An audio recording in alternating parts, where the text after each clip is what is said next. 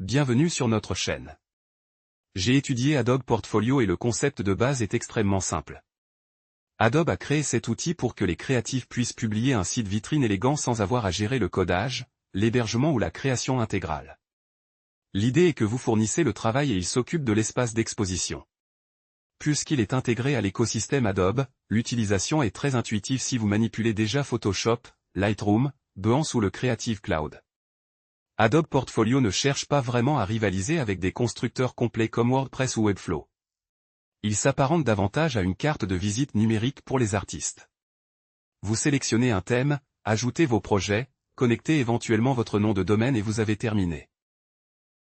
Adobe cible surtout les photographes, designers, illustrateurs et cinéastes dont l'objectif principal est de montrer leurs œuvres plutôt que de faire de la vente en ligne.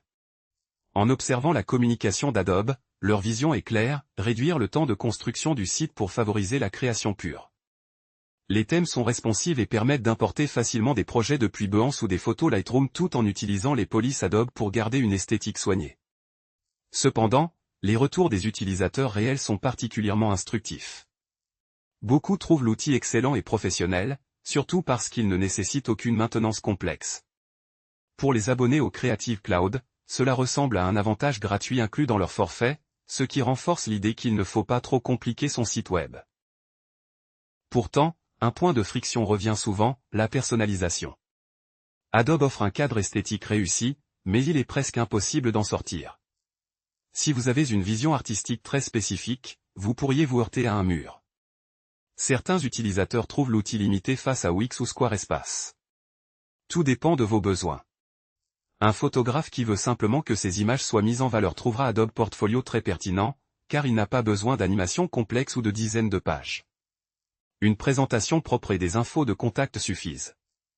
À l'inverse, un designer désirant une mise en page expérimentale ou des interactions uniques se sentira vite piégé. C'est un peu comme les produits Apple, on apprécie la simplicité verrouillée ou on regrette le manque de contrôle total. Il faut aussi noter que vous dépendez entièrement d'Adobe, car un abonnement Creative Cloud actif est indispensable pour que le site reste en ligne. Ce n'est donc pas un outil autonome. Après analyse, je dirais qu'Adobe Portfolio est performant si vous savez exactement à quoi vous attendre.